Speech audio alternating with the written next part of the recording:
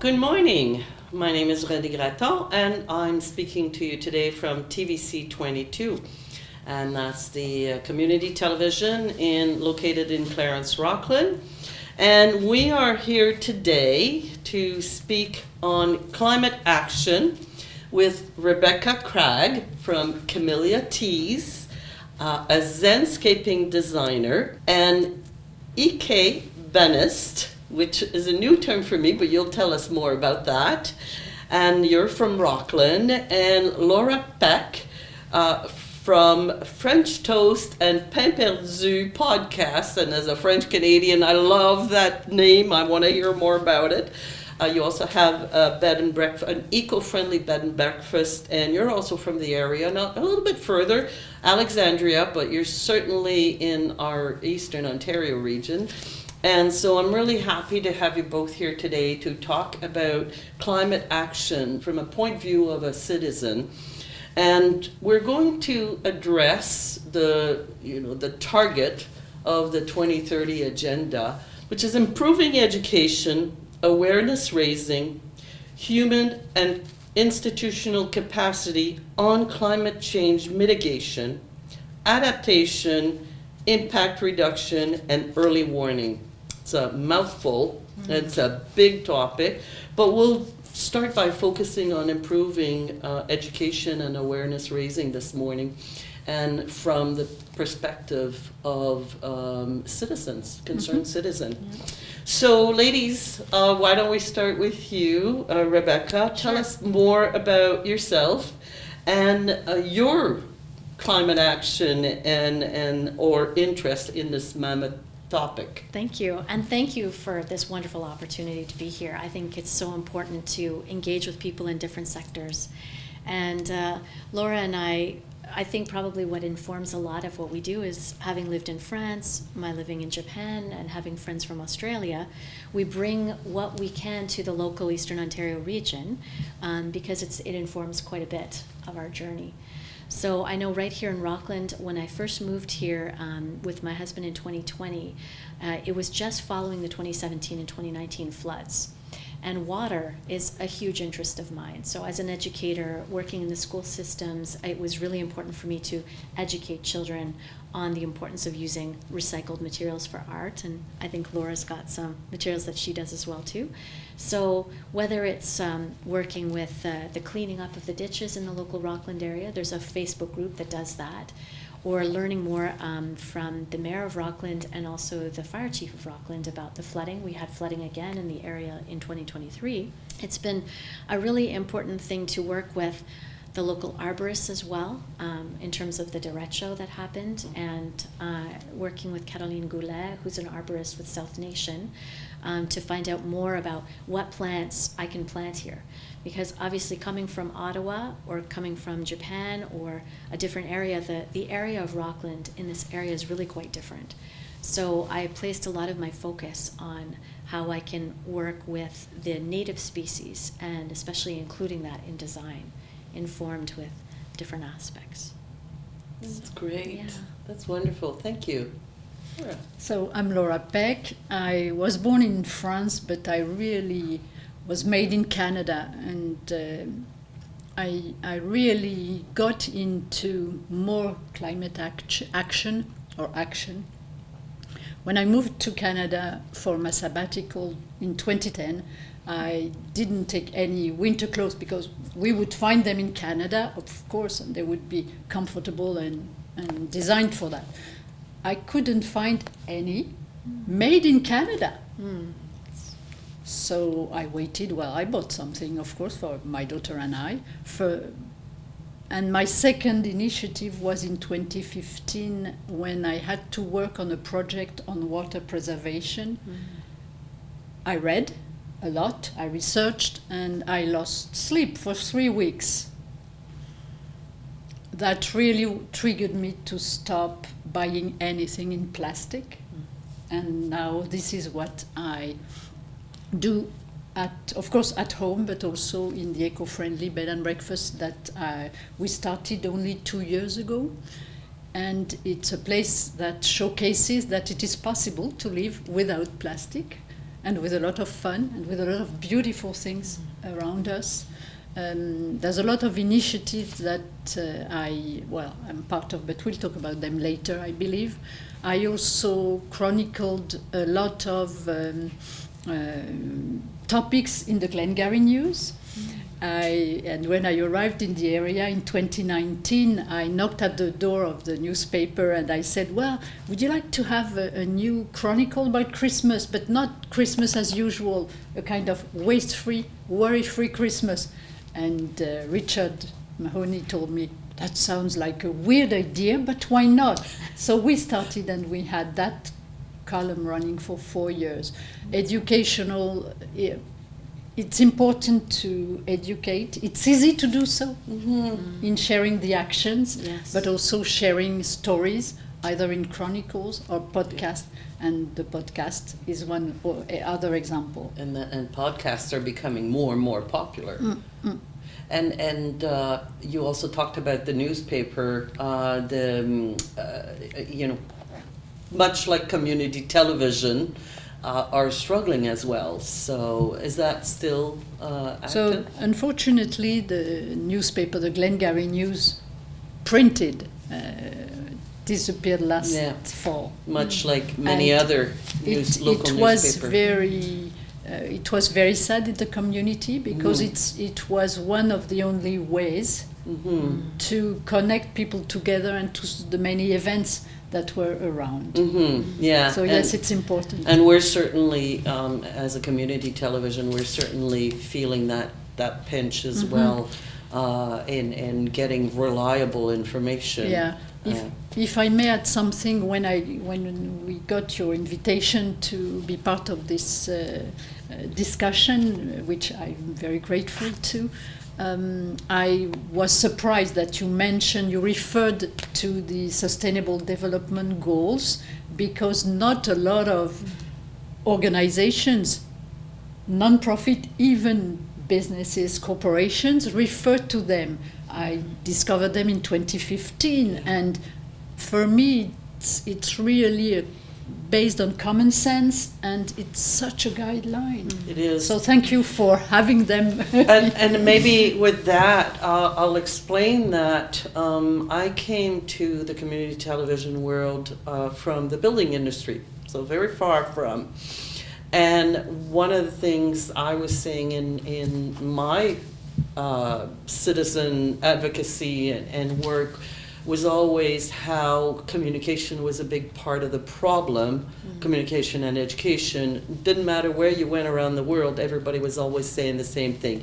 We lack good communication, we lack effective communication, and education on sustainable development. And so as part of our post-COVID recovery strategy, we know that we have to change not only in our behavior in what we do, but also in the content that we put out.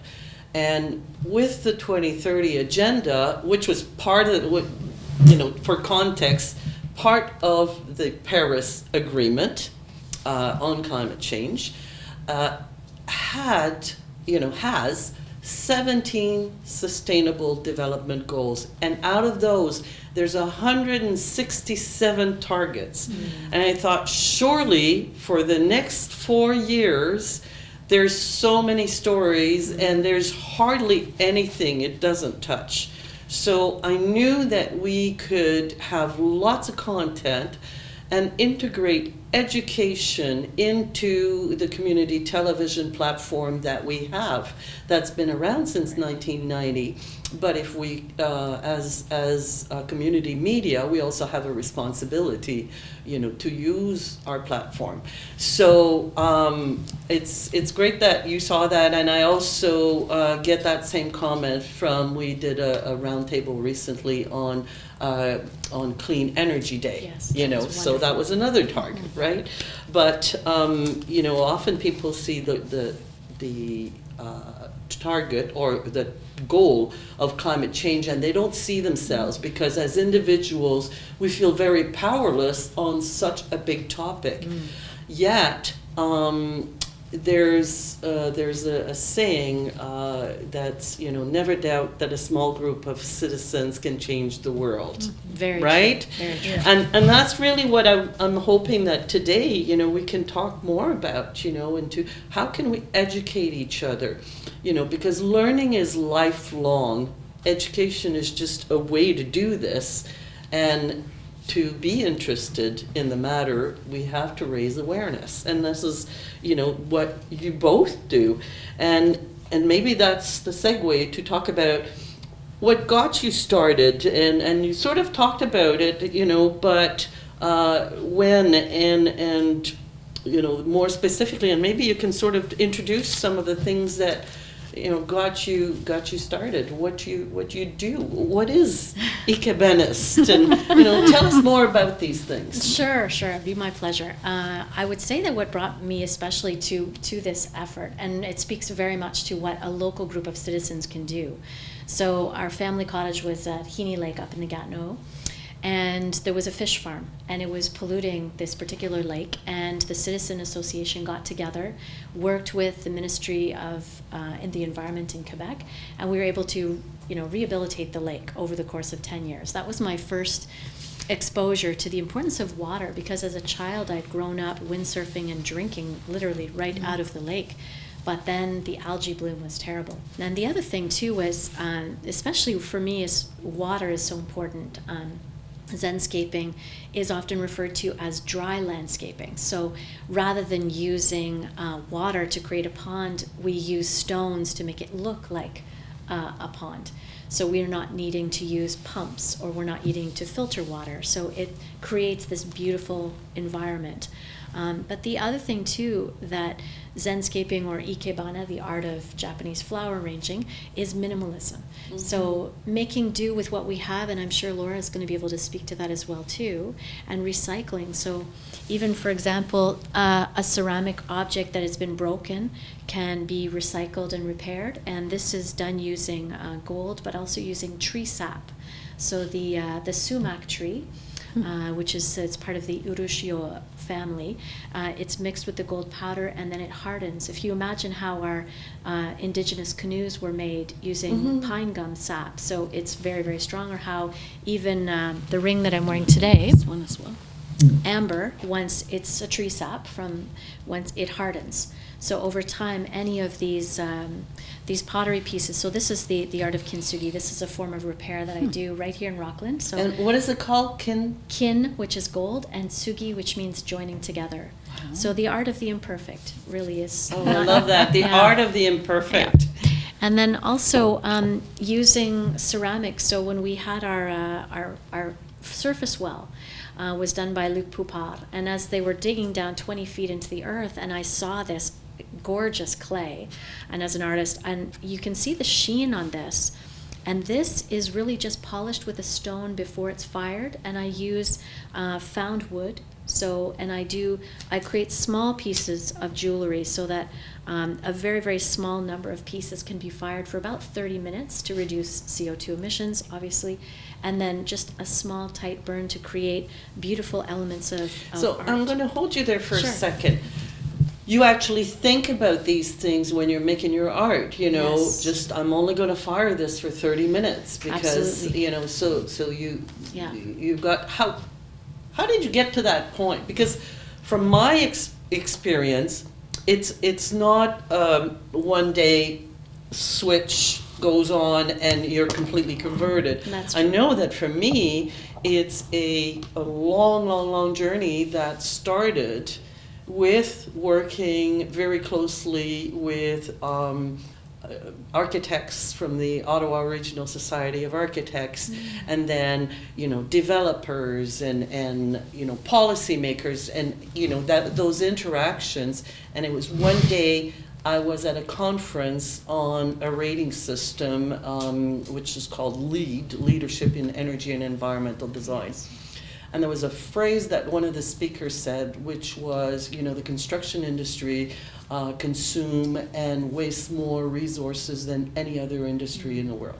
And I felt myself go flush because I was part of that, And so that was a aha moment. And of course, in a journey, there's a lot of aha moment. Can you talk to us about yours? I would say that when I saw the mountain of earth that was coming out of the ground to create this well, my first thought was, how can we make use of this? So we used, instead of disposing of that construction waste, we used it as fill, and then how can we use this perfect clay to make art? But I think part of it too, in terms of art, is living in Japan. I'm sure you've heard that the houses are very, very small. I had done a very, very large oil painting, and after I'd completed this large oil painting, the amount of turpentine and the art waste as well, it was shameful.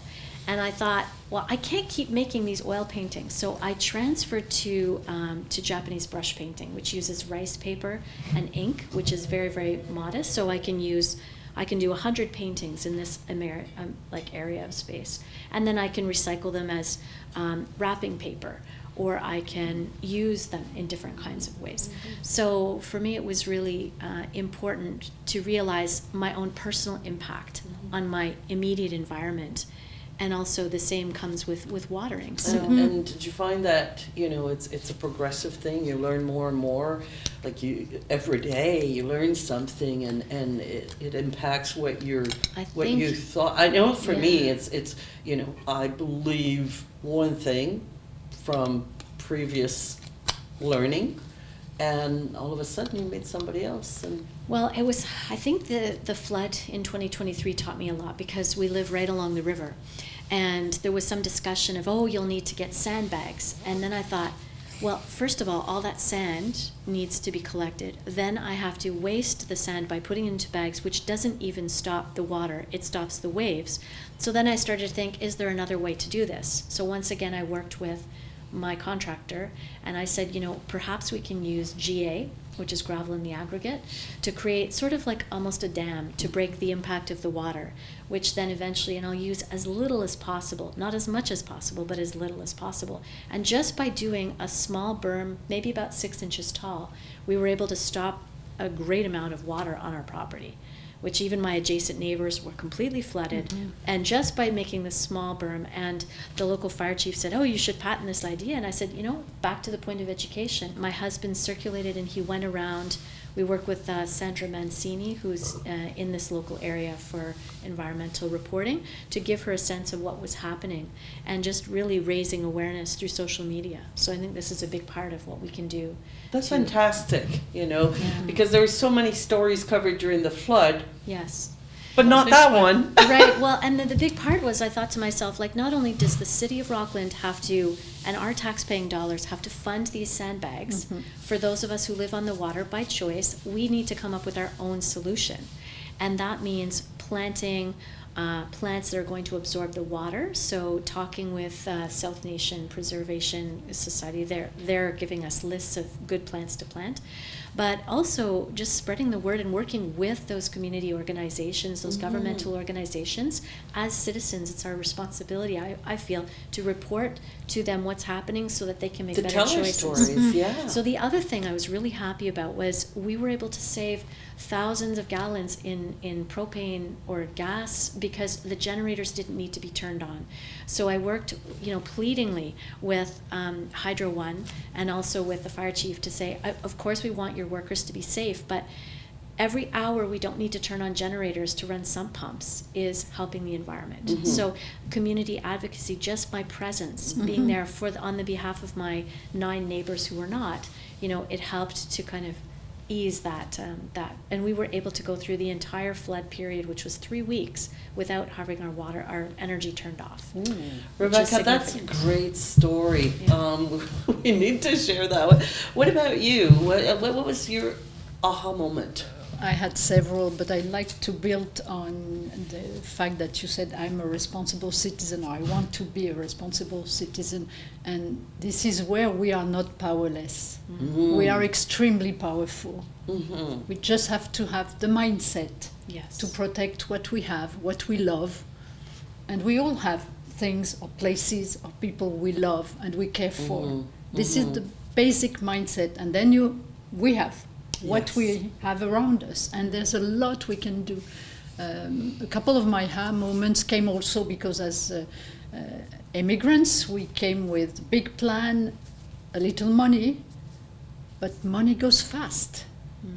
And then you deal with, okay, I need to put some food on the table. We need to dress ourselves, and money is gone in the housing, in school, in supplies. So how are we going to make it? I wanted my daughter and I to benefit as much as possible of our time and experience in Canada, but I didn't want to freak out, or I didn't want to be stressed because of my decision. I decided to come over. So we just started to change, to have clothes swap. Fantastic way to... That's a great idea. Yes. Find good things. My daughter introduced me to the different thrift stores. Can you imagine a French lady going to a thrift store? Not me. Well, I'm wearing most of my clothes today are costing less than $10, except the nice moccasin I bought in an indigenous store. So it's very simple. There's a lot of things we can do. My second thing is also about getting less plastic in our household, but also in the bed and breakfast. And there's a lot of places where you can buy bulk in the Glengarry area. In Rockland, I'm not so sure yet, but this is very important to find places where you can also bring your container to refill them instead of accepting plastic bags. Yes. And as you mentioned earlier, it's a journey.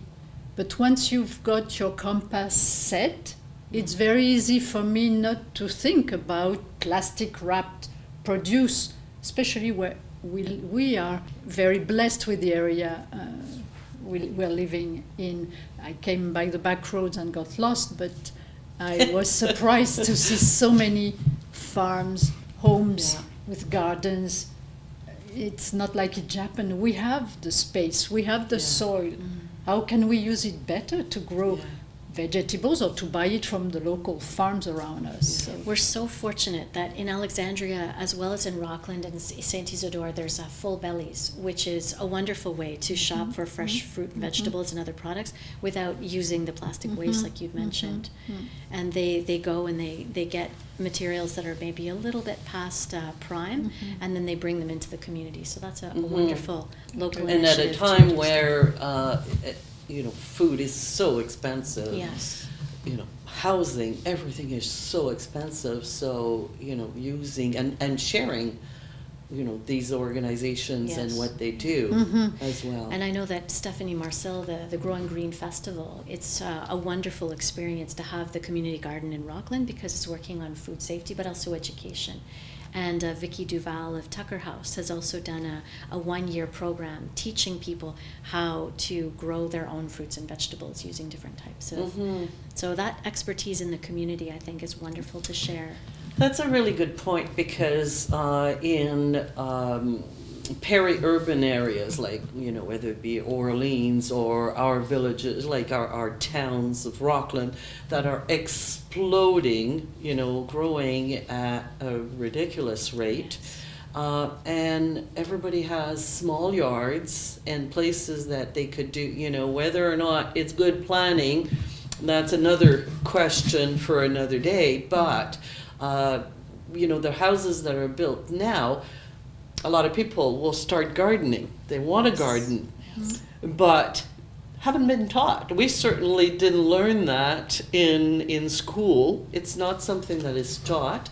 More so now, the little children in some schools will have a little gardens and they're learning about it, but we don't necessarily know. I mean, my brother has a green thumb, but I don't, and I would need to go and take a course. So you're saying the Tucker House as an example. Yeah, at Robinson's last summer we provided free garden consultations. So it was a wonderful way for those coming from the city and from different zones, for example.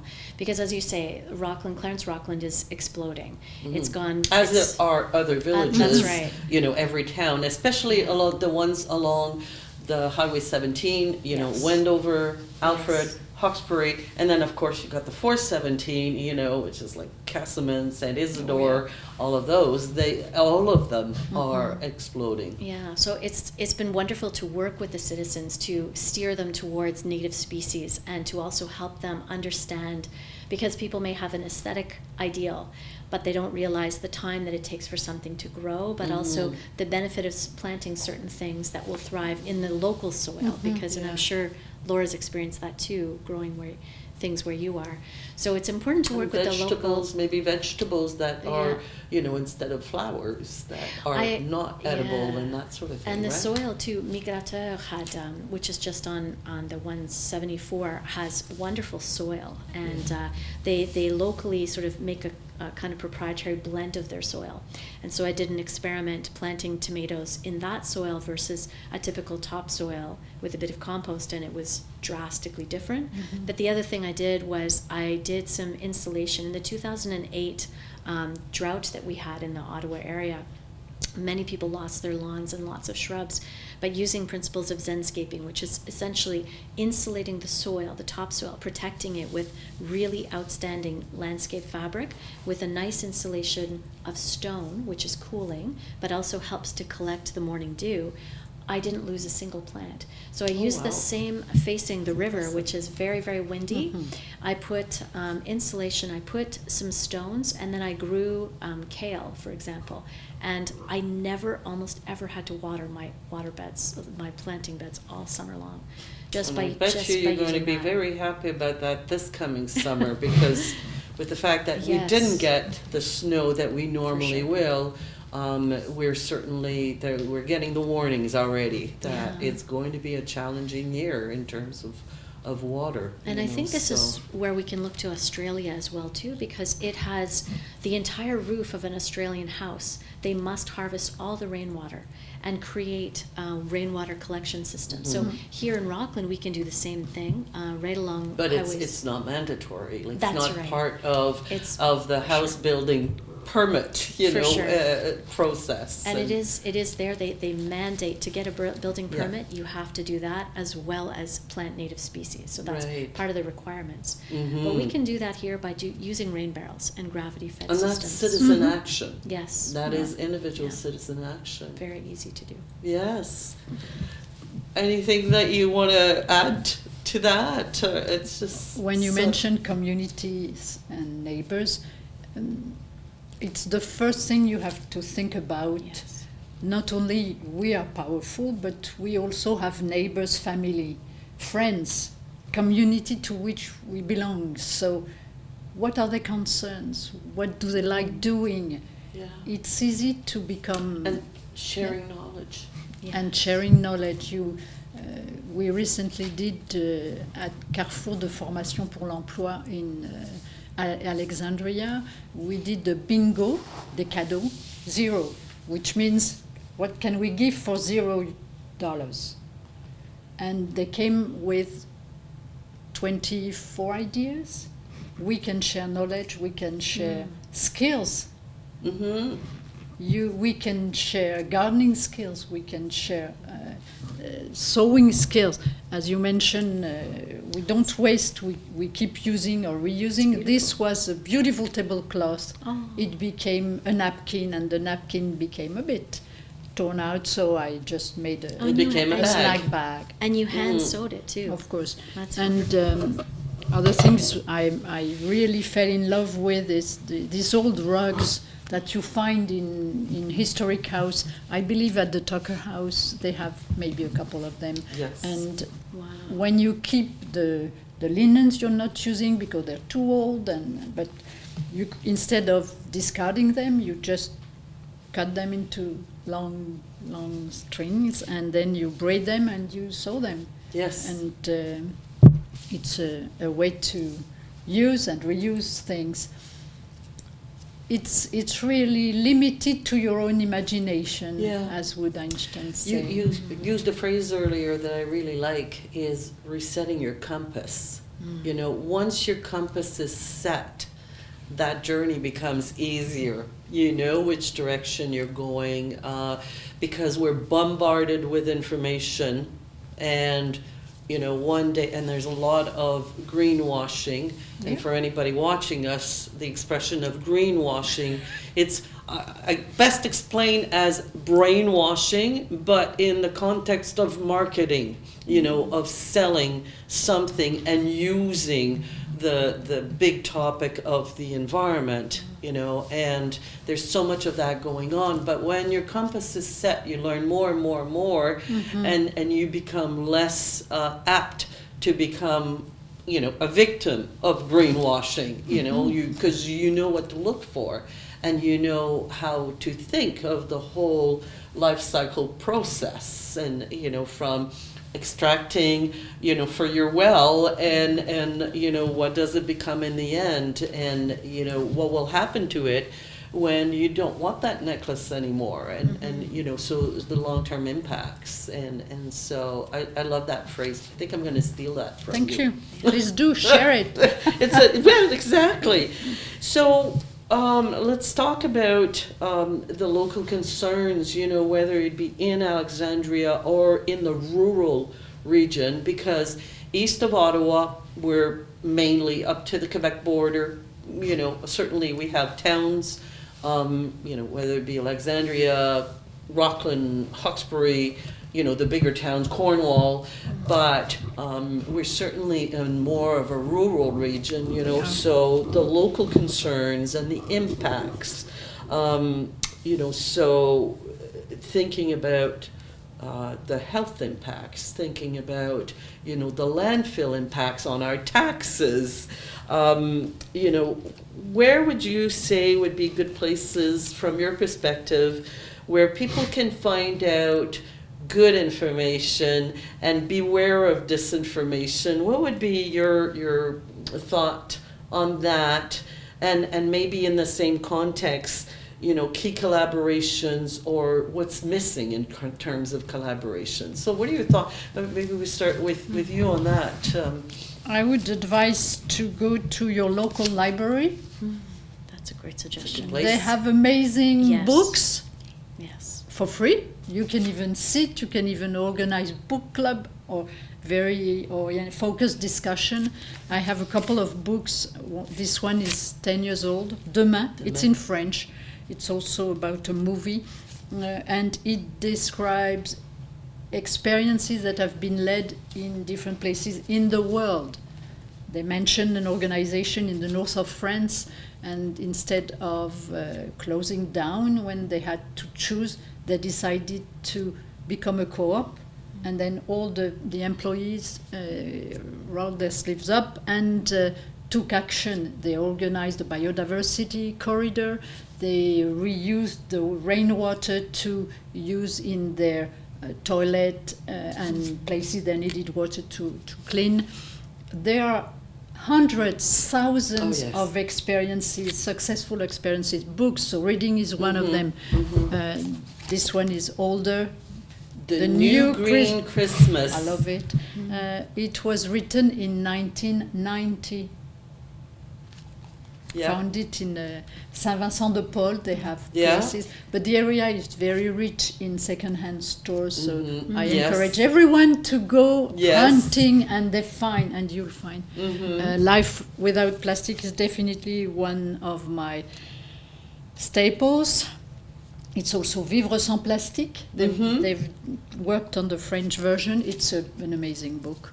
The initiatives that could be done are fewfold. First, it's to introduce more compost, because we know that organic matter cannot be included or treated when it's included in trash. So instead of discarding, we compost. Rimouski organized a compost collection, an organic matter collection, and they give a barrel of compost to the citizens. Yes. So there's something that can be done about composting. Especially in rural region, people on the farms and, more people in the rural context can start their own compost. And we can do that as well. You can also review. There are a big experimentation that has been going on for 20 or 30 years now. It's called Drawdown Project. It's American, but they refer to, again, organizations in the world, and they share experiences, reports, data. And in Europe, there's what they call the zero waste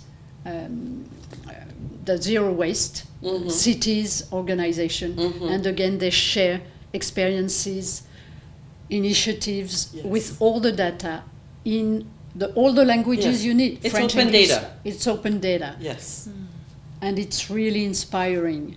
We can, what could be done, like in my hometown in Cholet in France, they have an eco-cyclery. It's a place where you can bring your broken bike, whatever, and have it repaired or repair it yourself. It's wonderful.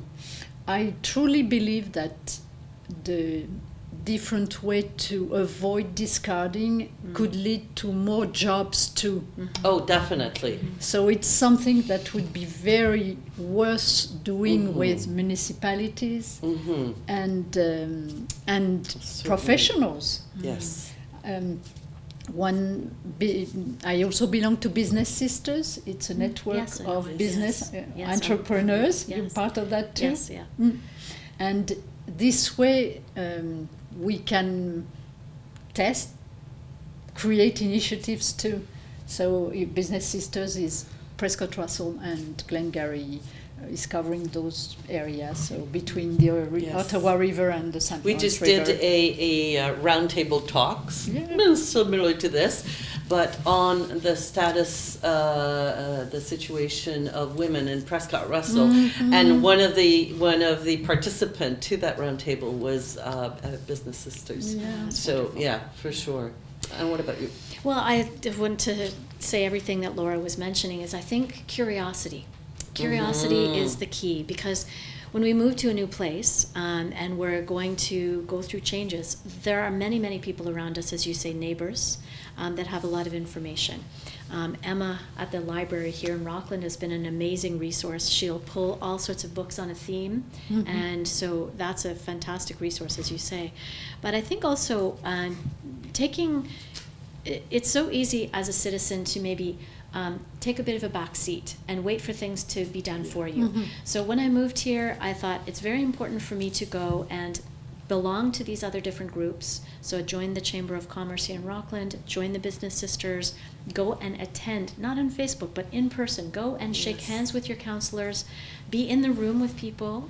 They're very, very accessible. You can reach out directly and talk to people. And also go into different businesses and ask questions and explore what you can do.